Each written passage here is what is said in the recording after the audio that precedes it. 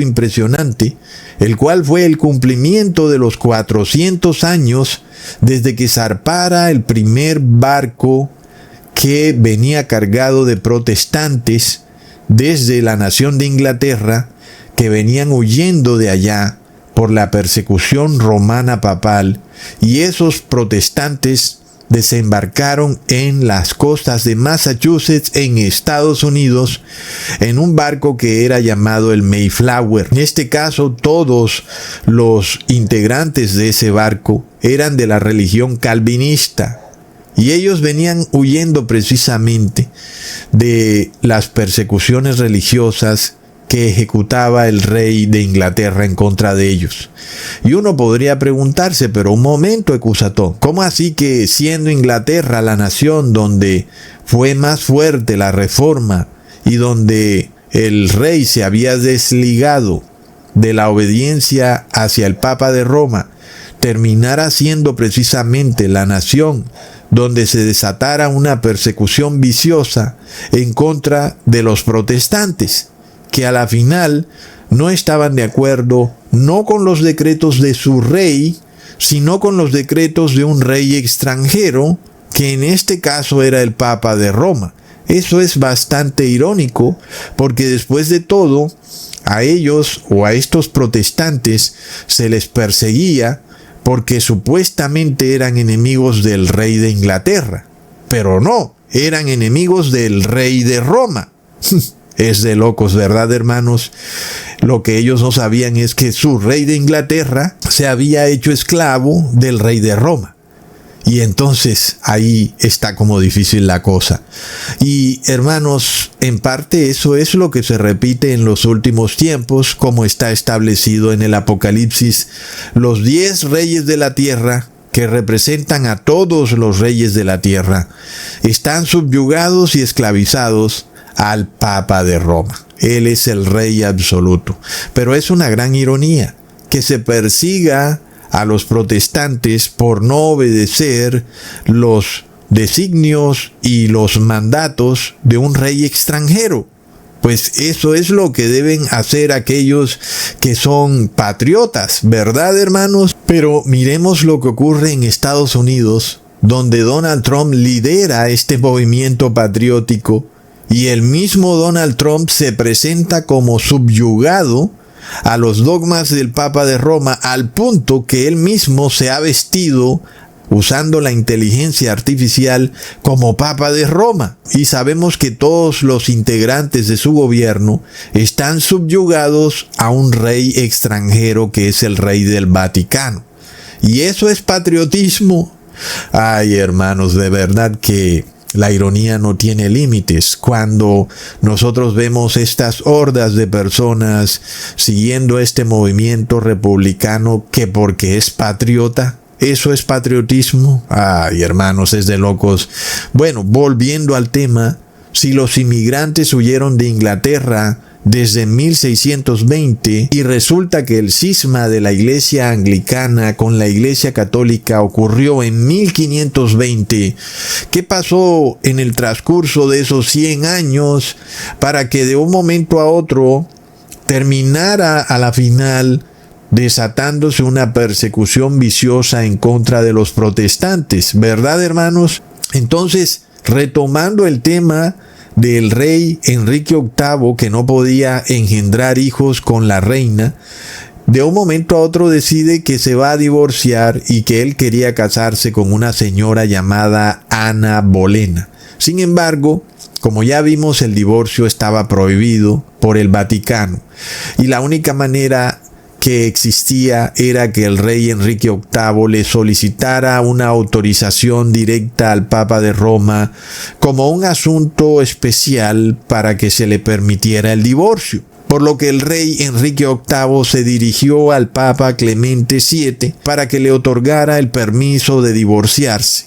Pero resulta que el Papa Clemente VII, por congraciarse con el rey Carlos V, que era familiar de la esposa del rey Enrique VIII, terminó negándose a darle permiso al rey, y debido a eso, el rey dijo: ya fue, entonces ahora me desligo de la autoridad papal. Bueno, cuando a él le tocó el problema, entonces ahora sí el rey dijo que se desligaba de la autoridad papal, ¿verdad? Qué conveniente.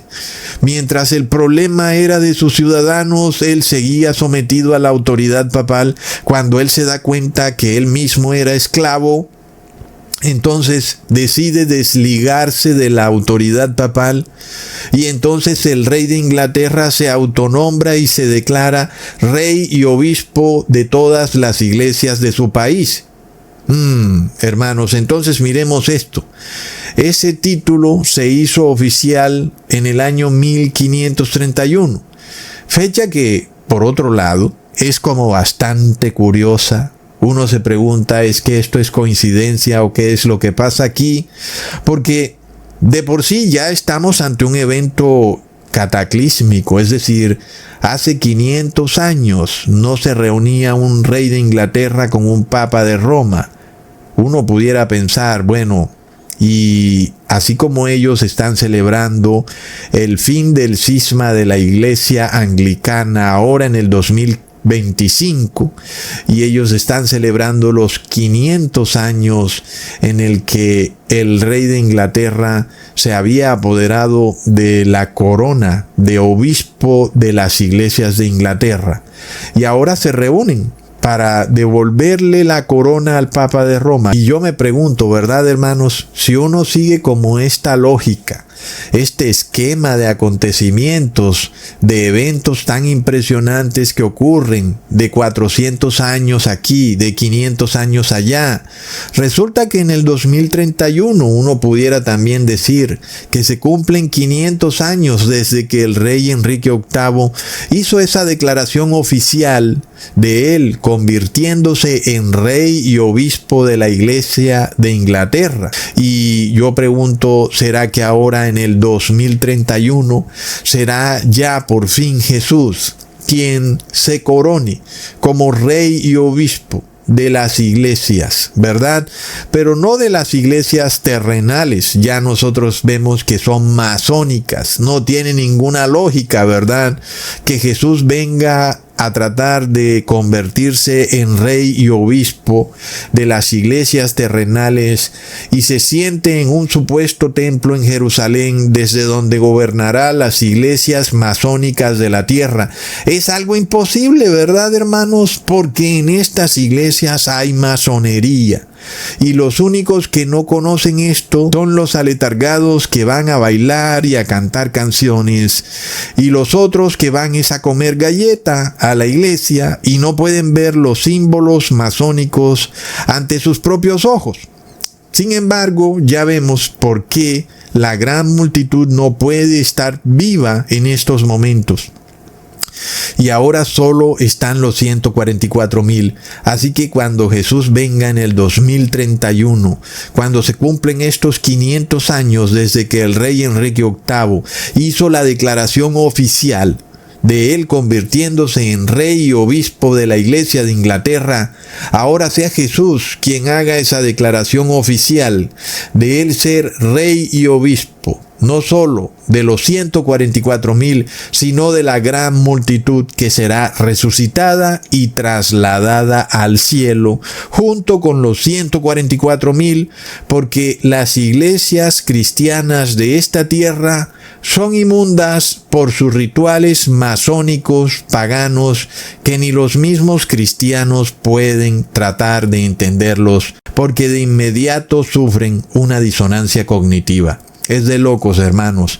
Jesús se convertirá en el 2031 en el rey y obispo de la iglesia, de aquellos que tienen la fe de Jesús y guardan los mandamientos de Dios. Impresionante, hermanos.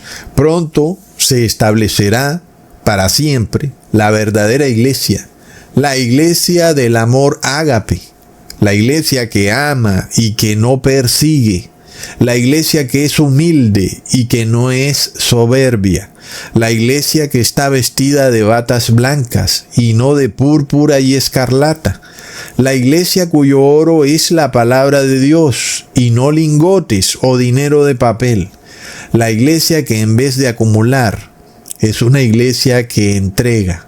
No olvidemos que la Iglesia Católica es el tercer mayor poseedor de tierra del mundo, y eso sin incluir a sus testaferros templarios, recontra mega plop.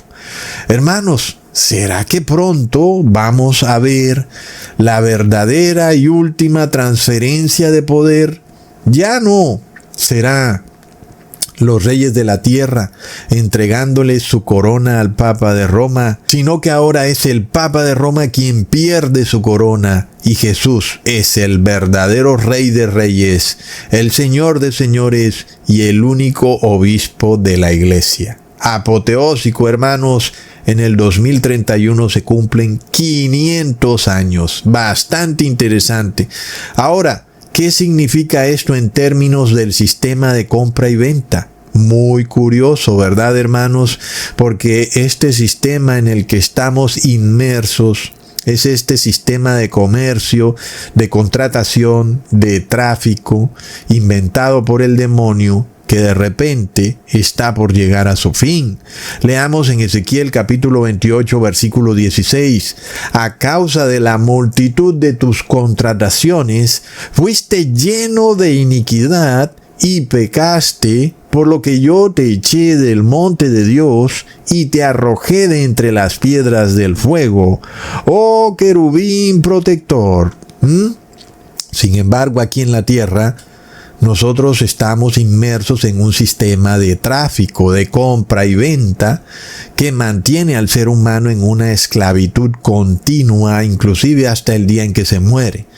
Todos los seres humanos desde niños están subyugados a comprar y vender. Uno se pregunta, ¿será que esta ley de no poder comprar ni vender es un castigo o una liberación? ¿Verdad, hermanos?